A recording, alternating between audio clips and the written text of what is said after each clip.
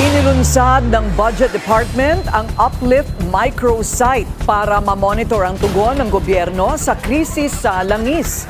Sa usapin naman ng paghina ng piso, giit ng Malacanang mandato ng BSP na pigilan na ang tuluyang pagsadsad nito. Yan ang agenda report ni Ivy Reyes. Sadsad ang piso ngayon kontra dolyar, pero ayon sa Malacanang, inaasahan na ito ng economic team dahil sa impact na dala ng gyera sa Iran. Depreciation results from overlapping factors, mainly external to the Philippine economy. There are two major ones. One is the unusually strong US dollar, which is pulling capital toward US assets and away from emerging markets like the Philippines. This makes the peso weaker, simply because the dollar is rising faster. Dahil import-dependent ang oil industry ng Pilipinas, kasama ang sharp increase ng presyo ng langis sa world market, tumataas din ang demand ng Pilipinas para sa dolyar. Nasa Bangko Sentral ng Pilipinas na raw ang bola sa kung papaanong pipigilan ang patuloy na pagbagsak ng piso.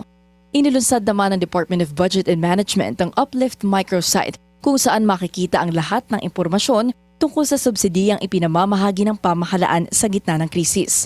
Kabilang dito ang bilang ng fuel subsidy beneficiaries, mga OFW na na-repatriate, updated na presyo ng basic commodities, mga ruta ng libreng sakay program ng Transportation Department at updated generating capacity ng bansa sa Luzon, Visayas at Mindanao.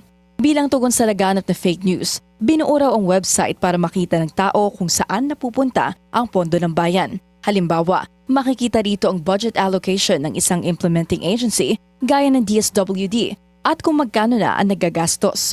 Sa ngayon, napapag-usapan pa lang ang expansion ng ayuda para sa ibang sektor gaya ng middle class, pero wala pang formal na request mula sa mga ahensya ayon sa DBM. Base rin daw sa preliminary presentation ng Office of the Executive Secretary, nasa 155 billion pesos pa raw ang estimated budget na kakailanganin ng mga ahensya.